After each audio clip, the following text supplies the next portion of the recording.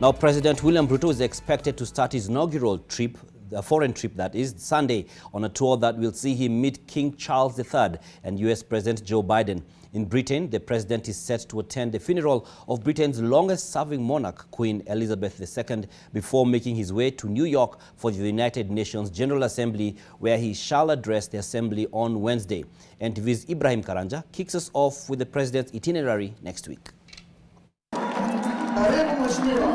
President William Ruto's visit to the United Kingdom to attend the funeral of Queen Elizabeth II is expected to further cement the relationship between Kenya and the UK that started during the colonial era.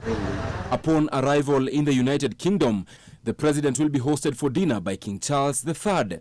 Ruto is going in not only as the president of Kenya, but a representative of the continent of Africa.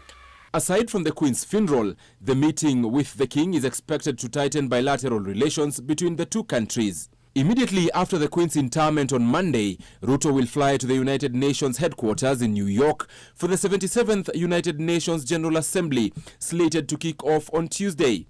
On Tuesday, he will be expected to meet US President Joe Biden before meeting captains of the America Chamber of Commerce. How do we enhance US interest as well as US enhancing our interest, bilateral relationship? So he need to be thoroughly ready because he's moving in very fast before all his transition, all his government, all his ministers are in place.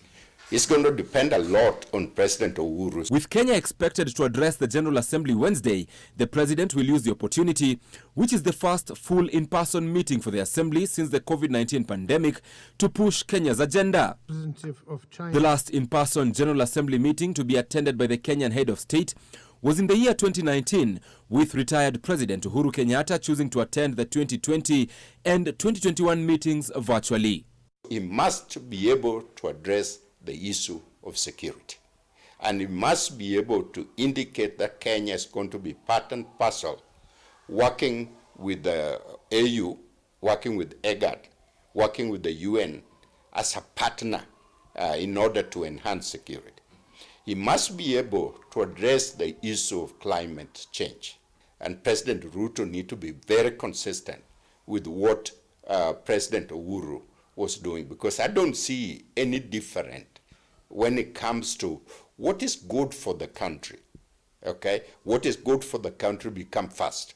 As Kenya's term as a non-permanent member of the United Nations Security Council comes to an end, experts argue that Ruto must build on the foreign approach of Kenyatta's regime for consistency. They also say that the president now has a task to inspire confidence in Kenya's economy, especially from potential foreign investors and partners. The president needs to be very careful with this language now. Now he's the president. He's not a candidate for the president.